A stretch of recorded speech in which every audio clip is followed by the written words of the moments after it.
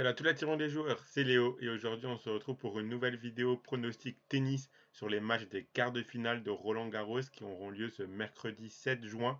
Pensez à bien vous abonner à la chaîne YouTube et activer la cloche si ce n'est pas encore fait pour rater aucune vidéo. Et je vous invite également à télécharger l'application Match Match développée par Rue des Joueurs.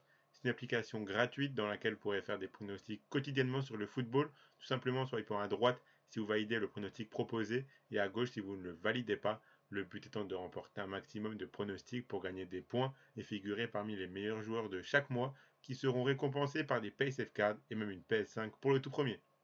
Donc le lien pour la télécharger est en description de la vidéo et elle est compatible avec les appareils Android et iOS. Et si vous souhaitez suivre mes pronostics tennis, vous pouvez le faire avec l'opérateur BetClick qui propose l'offre suivante. Votre premier pari qui est remboursé en free bet, il est perdant à hauteur de 100 € maximum. Je rappelle que les free bets sont des crédits de jeu non retirables que vous devez obligatoirement rejouer. Pour en profiter, il vous suffit de vous inscrire via le lien qui est dans la description de la vidéo et rentrer le code promo RDJ. Ensuite, vous faites votre premier pari. S'il est gagnant, vous remporterez vos gains. Et s'il est perdant, BetClick vous le rembourse en free bet à hauteur de 100 € maximum. Je rappelle bien sûr que les paris sportifs et jeux d'argent sont interdits aux mineurs et doivent rester un plaisir et un loisir, donc misez uniquement en fonction de vos moyens et ce que vous pouvez permettre de perdre, c'est très important de le rappeler. Ce mercredi auront lieu la deuxième moitié des quarts de finale. On connaîtra toutes les affiches des demi-finales. La fin du tournoi approche vraiment à très grands pas. Comme pour ce mardi, on aura 2 matchs ATP et 2 matchs WTA. Je vais donc vous donner mon pronostic sur chacun des matchs ainsi qu'un combiné en fin de vidéo. Je m'en sors plutôt bien dans les combinés, je fais des bons choix, je suis sur une bonne série avec plusieurs combinés de suite qui passent. Il a encore passé ce mardi sur la première partie, la première moitié des quarts de finale, en espérant que ça soit de même sur la fin des quarts de finale ce mercredi. Vous pouvez voir la liste des 4 matchs, les 4 quarts de finale que l'on aura ce mercredi juste à ma droite. Et on va directement passer à mes pronostics en commençant par l'ATP. On commence avec le match entre Zverev et Etcheverry. Ce match s'annonce très intéressant à regarder car Zverev semble favori sur le papier étant donné son expérience dans les tournois du Grand Chelem et les tours importants qu'il a déjà fait comparé à Etcheverry. Sauf que l'Argentin, c'est un très bon joueur de terre battue. Il réalise vraiment un très bon tournoi. Il arrive en quart de finale sans avoir perdu un seul set. Après, Zverev, ce sera clairement l'adversaire d'un calibre tout autre que Deminor, Koric ou Nishioka que l'Argentin a affronté. Zverev a joué 3 fois de suite en night session. Ici, ce ne sera pas le cas, donc l'Allemand devra jouer avec d'autres conditions qui l'avantageront un petit peu moins. Les résultats du match dépendra énormément de la qualité du service de Zverev, de sa condition physique si l'Argentin fait durer un petit peu le match, de la capacité d'Etcheverry à gérer la pression de jouer un premier quart de finale de Grand Chelem dans sa carrière. J'avais envie de proposer le plus de 3,57 car dans les conditions d'après-midi, je vois bien Zverev concéder un set, mais je pense que l'Allemand s'imposera dans tous les cas. Donc pour éviter un scénario où Etcheverry craquerait complètement sous la pression, j'ai préféré donner la victoire de Zverev. Je pense qu'il aura quand même le physique et le coffre pour tenir si ça va en 4 ou en 5-7. Et je pense qu'il a même la capacité d'éviter ça. Donc mon pronostic, ce sera la victoire de Zverev. C'est coté à 1,34. Donc il retrouverait les demi-finales de Roland Garros et ça serait entièrement mérité pour lui. On continue avec l'autre quart de finale ATP entre Rune et Casper Ruud, le dernier quart de finale ATP. C'est ce match que l'on aura en night session et la soirée s'annonce exceptionnelle. Déjà car les deux joueurs ne s'apprécient pas trop et car les deux joueurs ont tout autant leur chance de remporter le match. Donc on peut assister à un match long et très serré. Rune sort d'un match très compliqué contre Cerundolo qui s'est fini au super tie-break du 5e set après 3h59 de jeu. Le niveau de jeu du Danois était très chancelant durant le match. Il devrait être beaucoup plus constant pour venir à bout du Norvégien. Casper Ruud qui nous prouve que son parcours à Roland Garros l'année dernière n'était pas simplement un coup de chance. Il est capable de très bien jouer sur terre battue et en particulier dans ce tournoi. Il a battu Jarry en 3-7 assez serré, mais il a su être plus constant et meilleur sur les points et les jeux importants. 5 confrontations, 4-1 pour Casper Ruud. Le Norvégien a remporté leurs 4 premiers matchs, mais c'est Holger Rune qui reste sur une victoire en demi-finale de Rome il y a 15 jours. Un match qui était très accroché et où Rune a renversé le match à partir de la moitié du deuxième set. Ici, honnêtement, je n'arriverai vraiment pas à dire qui gagnera tellement c'est serré à mon sens.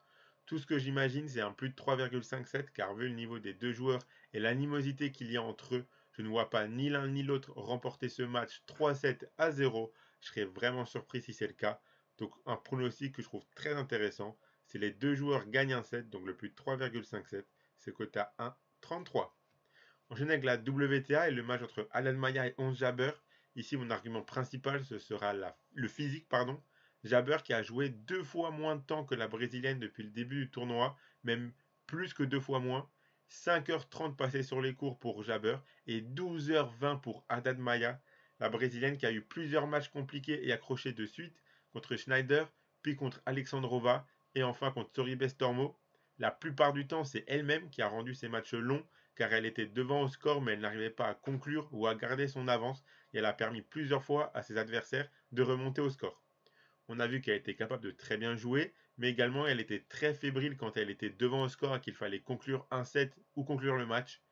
Jabber réalise un bon parcours en jouant un tennis qui s'améliore match après match. La seule faiblesse, ça reste son service, car lors du match précédent contre Pera, elle gagne 6-3 à 6-1 avec une américaine qui a remporté aucune de ses mises en jeu.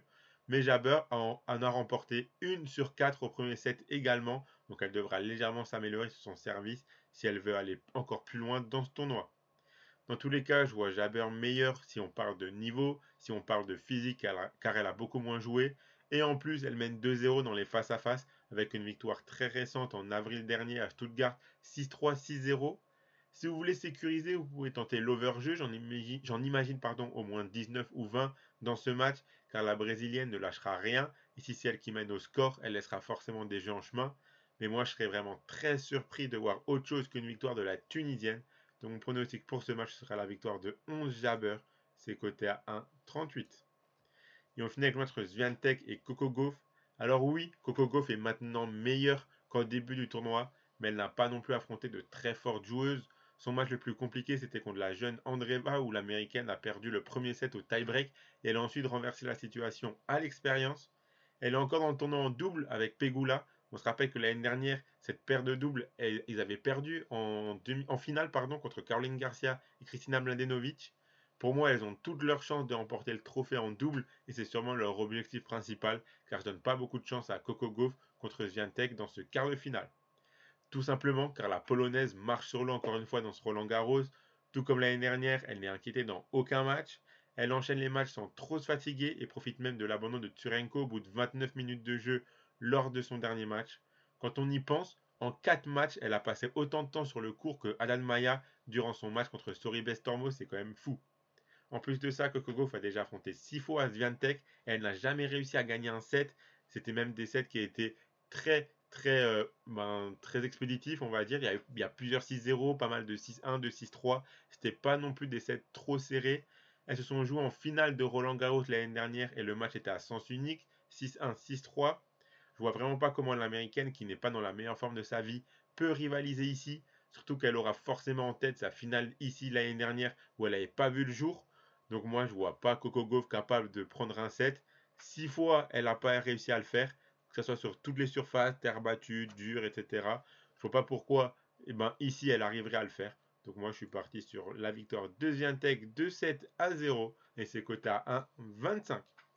Donc voilà pour mes 4 pronostics pour ce mercredi. Le combiné que je vous propose, le voici. Donc je vais garder le plus de 3,57 entre Rune et Ruud.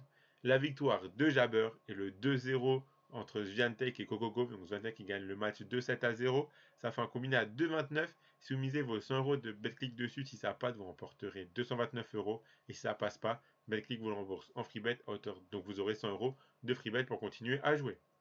Donc voilà, vous pouvez vous abonner à la chaîne YouTube et activer la cloche si ce n'est pas encore fait pour rater aucune vidéo. Vous pouvez également mettre un like à cette vidéo, la partager à vos amis, ça fait toujours plaisir.